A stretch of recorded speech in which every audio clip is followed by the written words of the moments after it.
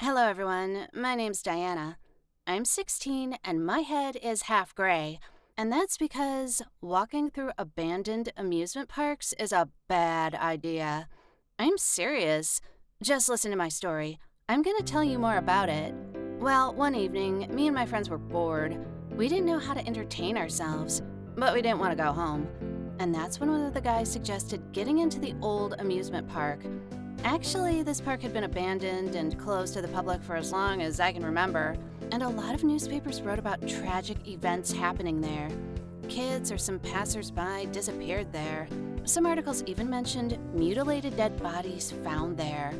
But despite its spooky reputation, the terrible park with a bunch of rides still stuck out in the very center of the old part of the city.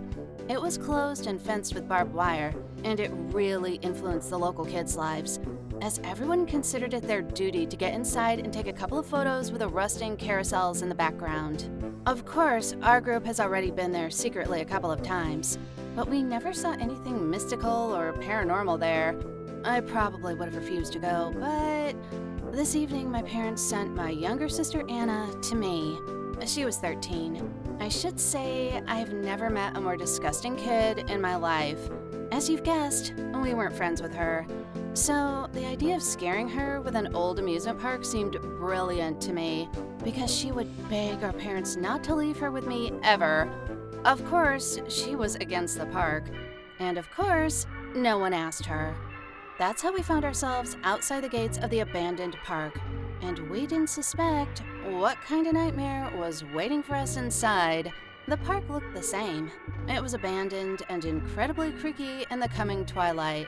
And all these huge abandoned rides, broken lanterns, overgrown paths. We took some pics, laughed, and started telling each other spooky gossip about the park. Anna whined all the time. She said she didn't believe in ghosts and some ridiculous horror stories people invented about this park. She claimed we were some stupid kids, since we believed in these horror stories, and she hid her trembling hands in her pockets, as if no one saw how scared she was. So, this way we got to the creepiest place in the park. It was an old and crooked house of horrors. Of course, there wasn't much left of it. Many teenagers had long taken everything that was more or less valuable out of there. Nevertheless, this place still looked scary. Just imagine an old, huge building, stylized as a castle, with broken gargoyles and creepy faces on the walls. A rusty door and rusty trolley rails going into darkness. Do you already feel goosebumps? Plus, our flashlights died when we got there. Then it got totally dark. Not that I believe in mysticism, but okay, I was ready to believe. And then Paul, our somewhat leader, suggested Anna check whether there were some ghosts there.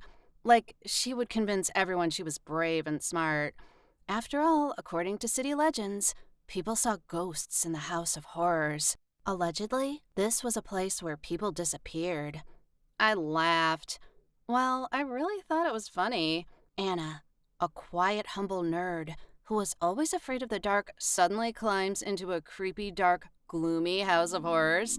Isn't that funny? Well, it isn't. Instead of refusing, crying, or whatever else little girls normally do, she agreed. And that's when I stopped laughing. I just watched my sister, in her funny cloak with the ducklings, disappear behind the doorway. And it slowly dawned on me, my parents were gonna kill me. They would eat me alive if something happened to Anna. Not that the monster scared me, but the unknown. Like, slipping on an old rail, falling down, and breaking my neck was a matter of a couple of seconds in the dark, and it was more probable than meeting a ghost. And my younger sister went there alone, without a flashlight. Somehow she didn't come back for a suspiciously long time.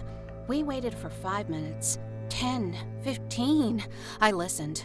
I was hoping to hear some screams or maybe footsteps or any other sounds. But there was only silence. In the end, I wasn't able to stand it and I rushed forward. I wasn't a very good older sister, but I couldn't leave Anna alone in the dark in a creepy abandoned park. The guys ran after me. So 5 not too smart teenagers ran into the house and froze, almost falling on each other. For some inexplicable reason, our flashlights that were working properly in the rest of the park went off at once, and we couldn't turn them on. We knocked them, tried to replace the batteries, but in vain. There was no light, and Anna wasn't there either. I called her name at the top of my lungs.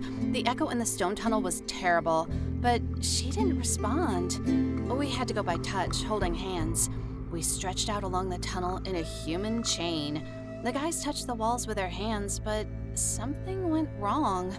I was walking in the very center, along the old rails, stumbling, and then I realized I was falling somewhere down.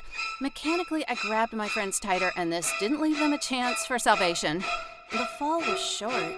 Fortunately, we didn't get hurt much, but it was very painful. We landed together on sharp rocks, losing 3 of the 5 flashlights. However, these flashlights didn't work, so it wasn't the worst thing. And I guess one of the guys injured his leg, but the panic didn't start because of this. We were in the well. It was a large, deep well with perfectly smooth walls. It was located in the tunnel of the House of Horrors, in an abandoned park. The chance they would find us was close to 0, and yeah, we still didn't find Anna. The thought she had just fallen somewhere like that, and I tried to wave off these thoughts. And then it dawned on us.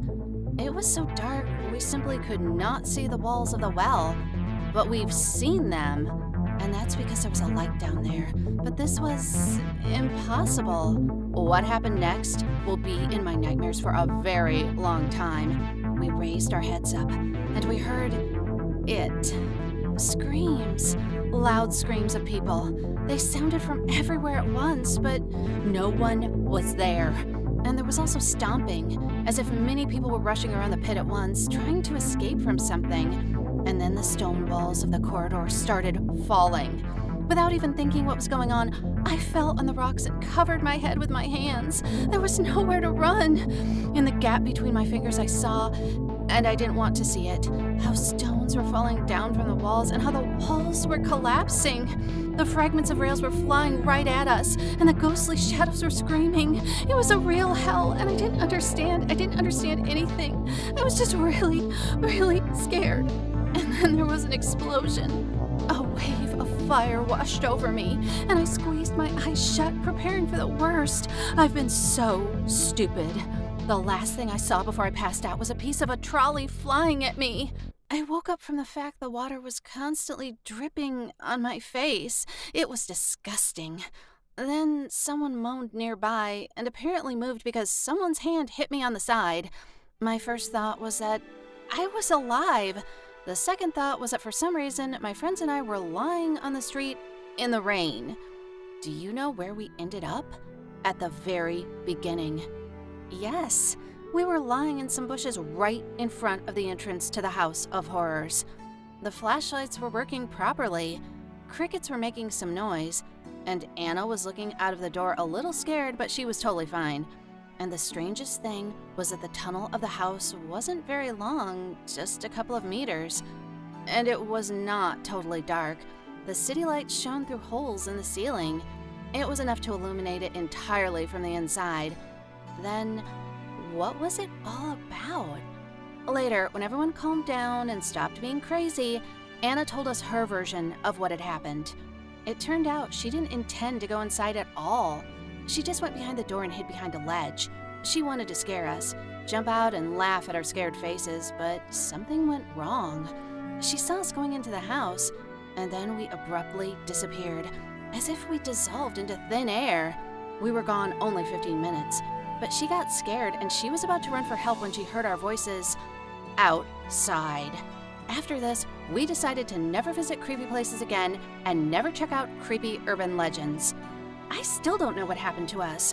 Maybe it was a time portal or something paranormal. The only thing that Anna and I managed to find out was that once, a terrible tragedy really happened in the park. It was kinda an engineer's mistake or something. It happened in the House of Horrors.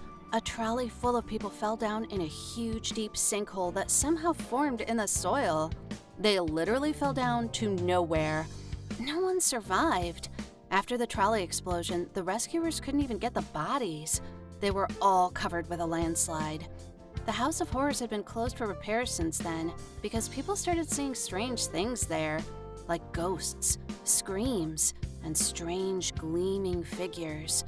So they had to shut down the park and later became a popular place for stalkers and adventurers and for some spooky urban legends. Now, I definitely believe that ghosts do exist and that they are still wandering in the park somewhere, reliving the most terrible moments of their lives over and over again. How about you? Do you believe in ghosts? Type in the comments your versions of our story. What do you think happened to us? Have you ever encountered something paranormal? Click thumbs up and don't forget to subscribe to the channel to never miss new stories and stay tuned. Bye, and thanks for watching.